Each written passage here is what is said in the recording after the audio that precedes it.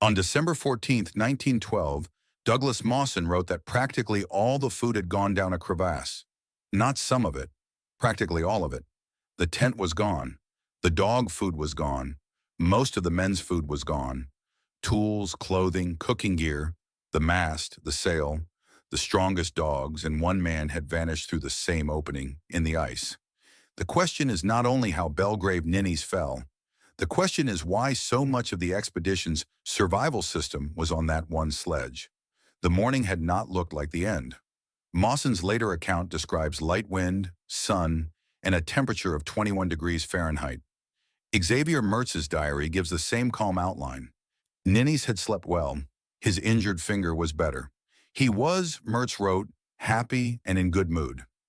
After noon, Mertz moved ahead on skis. Mawson stopped to work out latitude. Ninnis followed with the rear sledge and the dog team behind him. The dogs were pulling well. The surface looked safe enough for ordinary travel. Then Mawson saw a faint mark in the snow.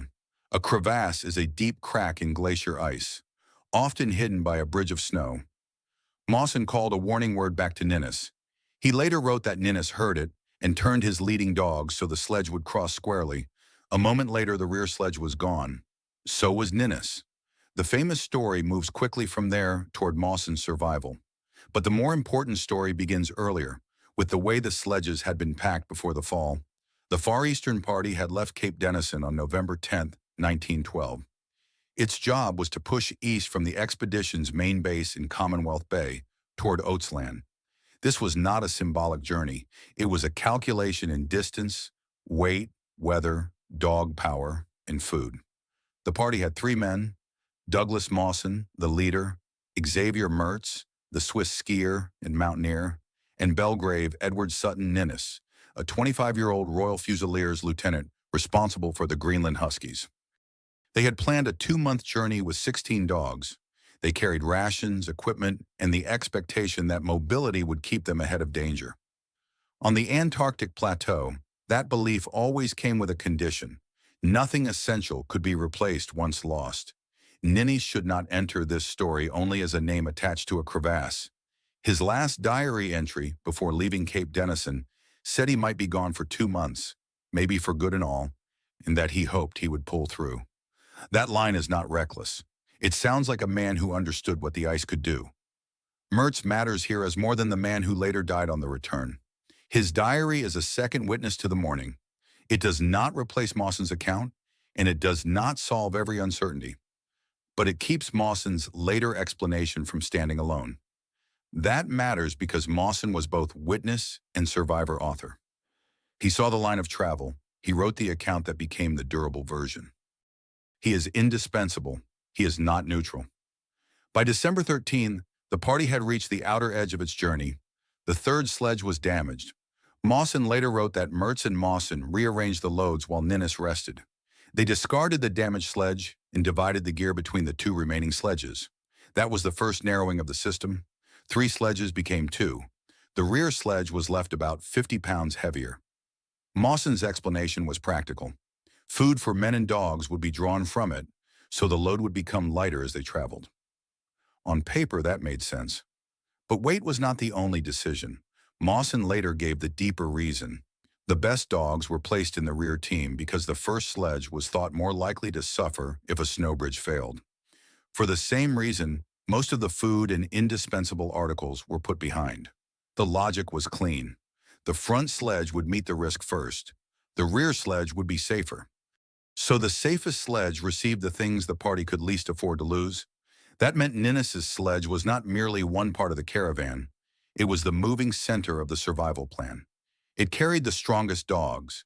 It carried all the dog food. It carried most of the food for the men. It carried the tent. It carried tools and small items that would become large losses the moment they disappeared. The decision was not irrational in the abstract. It was worse than that. It was reasonable under one assumption, and fatal when that assumption failed. The ice had already given them evidence. Weeks earlier, Mawson says, a rear sledge had nearly been lost in a crevasse.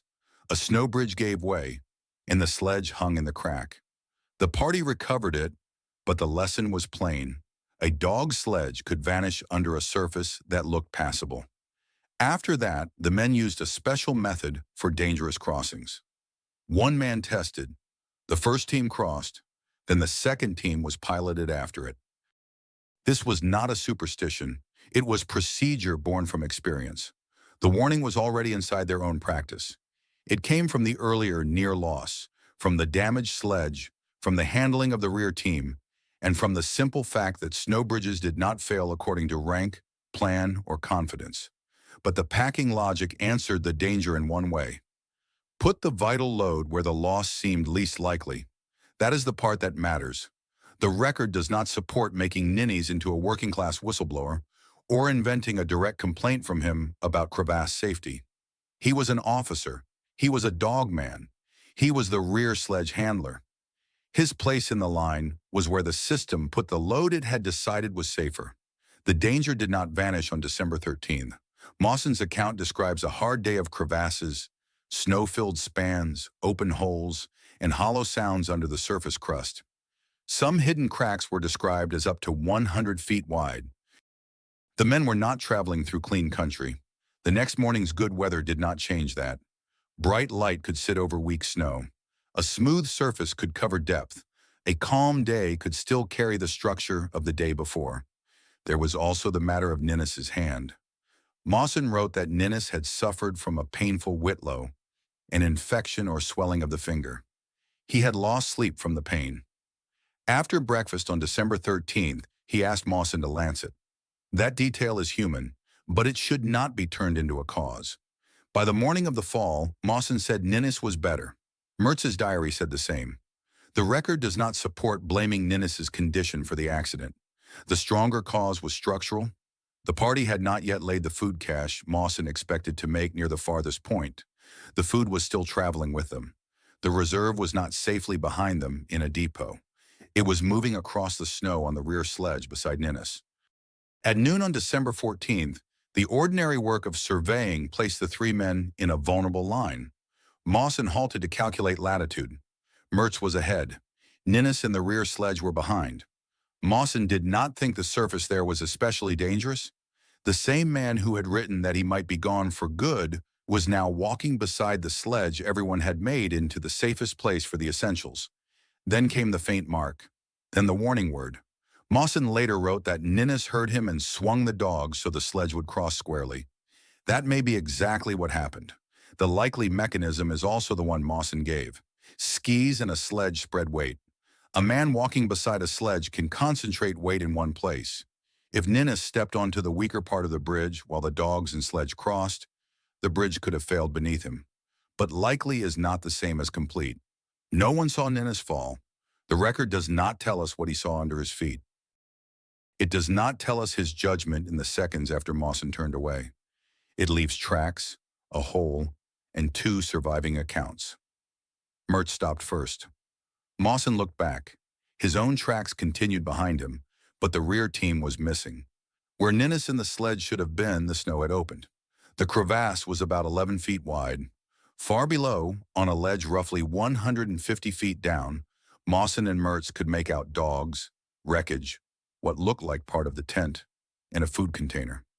Seeing it did not mean reaching it. They did not have enough rope. The ledge was visible, but closed to them.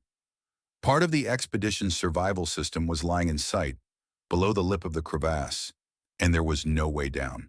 For hours they called. Mawson says they called for 3 hours. Mertz's diary records the same desperate limit. They could not descend. The width, the drop, and the rope length made action impossible with what remained above. This is where the accident changed shape. First it was a fall, then it was an attempted rescue, then it became an inventory. Mertz's diary says they realized nearly everything had disappeared. Food, tent, ice axes, shovels. He also called Ninnis his best friend in the expedition. The grief and the logistics arrived together because Antarctica did not give them time to separate the two.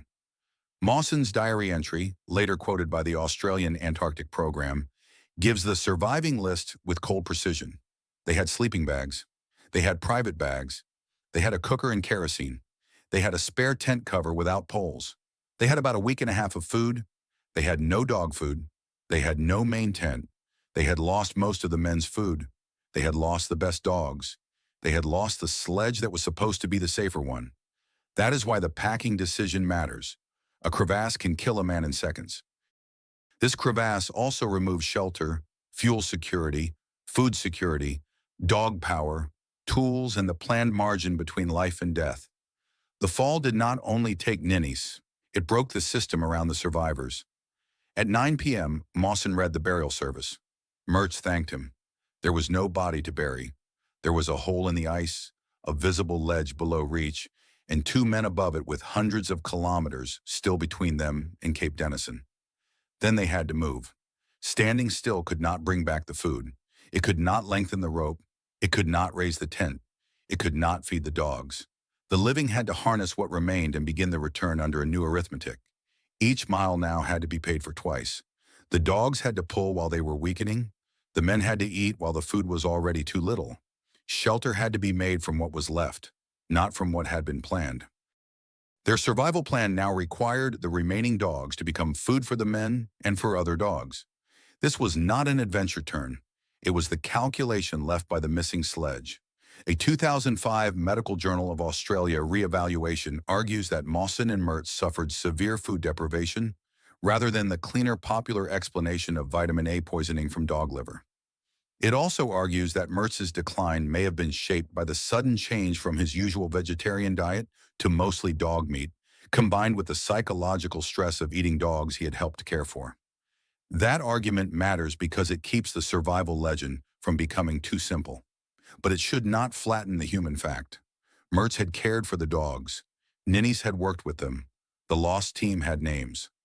Mawson later listed Basilisk, Ginger Bitch, Shackleton, Castor, Franklin, and John Bull among the dogs lost with Ninnis. In this system, the dogs were transport, labor, food reserve, and companionship at once. After the fall, that system turned inward on itself. There is no verified record here of a formal safety inquiry in 1914 that weighed the packing decision, and no verified record here of a 1985 recovery party finding new crevasse evidence that overturns Mawson's account. The case does not need either claim. The accessible record is already enough. Mawson's later account, Mertz's diary, the diary entry quoted by the Australian Antarctic Program, institutional summaries, and later medical and polar scholarship. Mawson survived, published, lectured, and became the necessary witness. That does not make his account false. It makes it powerful. The way to read it is not to dismiss him, but to keep asking where his own evidence leads. His account says the rear sledge carried the most important load because it was thought less likely to be lost. It says he saw a faint mark and called back. It says Ninnis was walking beside the sledge. It says the sledge took nearly everything the survivors needed. Mertz's diary strengthens the morning's outline and the scale of the loss. The later medical reevaluation strengthens the survival consequence. None of it requires a conspiracy. None of it requires carelessness from Ninnis. The evidence points to a system arranged around one assumption. The first sledge would be the dangerous one. The rear sledge would be safer. The indispensable things could go behind. On December 14th, that assumption failed. The famous version continues toward Mawson alone on the ice, toward the long return, toward endurance. That is a real story, but it is not the center of this one. This one stays on the morning before the legend grows larger.